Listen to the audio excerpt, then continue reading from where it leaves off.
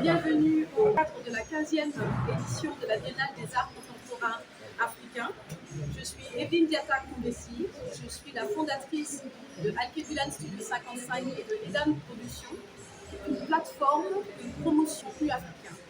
Je suis très honorée aujourd'hui d'être reçue dans ce bel emblème qui est le Grand Théâtre de Dakar pour accompagner le collectif Sapodo qui est composé de 3 artistes béninois, Eliane Esso, Eric Mededa, mais également de Achille Adono, qui est le grand vainqueur de la Biennale 2022 dans le domaine de la sculpture. Alors aujourd'hui, au Grand Théâtre, on vous présente Autopsie d'un misanthrope, qui est une démarche de réflexion sur les fractures de la société contemporaine. Et donc, dans une analogie avec la misanthropie, qui est de ne pas aimer la société et d'être un peu solitaire, nous allons disséquer ce misanthrope et essayer de trouver des réponses pour comprendre comment on en est arrivé là. Et donc, cette démarche entre en parallèle avec la démarche, donc évidemment, de The Way, qui est la thématique qui nous a été proposée dans le cadre de cette 15e édition de la Biennale. Alors, sans plus tarder, je vais passer la parole, j'allais dire, aux artistes qui vont pouvoir vous présenter leurs œuvres et l'exercice qu'ils ont proposé ici à Dakar. Okay. Je pense que le mot autopsie, c'est la recherche, c'est un petit peu la quête de la vérité. C'est le goût du goût de la recherche d'une certaine vérité. Quand on pense au corps, quand on part dans une autopsie d'un corps, c'est pour trouver des réponses. Trouver des réponses aux mots qui ont conduit à la fin. Donc l'autopsie du misanthrope, c'est véritablement de chercher à savoir pourquoi et comment on en arrive à avoir un éloignement avec la société. Et je crois qu'aujourd'hui, au travers de tous les thèmes qui composent notre société, que ce soit les guerres, que ce soit... et d'ailleurs, dans l'histoire contemporaine africaine, la question de la misanthropie a toujours été évoquée sur les questions d'injustice ou de colonisation ou d'esclavage.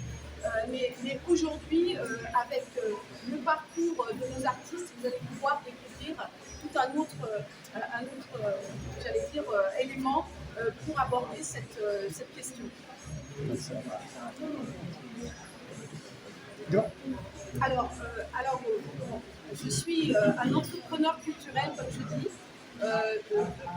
L'art africain est merveilleux et divers et extrêmement riche. Et effectivement, avec cette plateforme, l'objectif, c'est véritablement de créer un pont entre nos différents pays. Je suis panafricaniste et je considère qu'une plateforme comme la Biennale aujourd'hui nous autorise à justement aller se découvrir un peu mieux.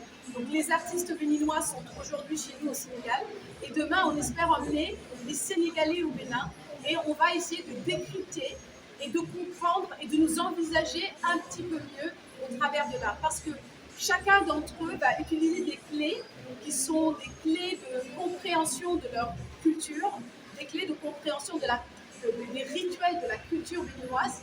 Et je crois qu'avec ce filtre-là, ça nous permet ici au Sénégal de mieux envisager et de mieux comprendre la proposition qu'ils ont à nous faire. Merci.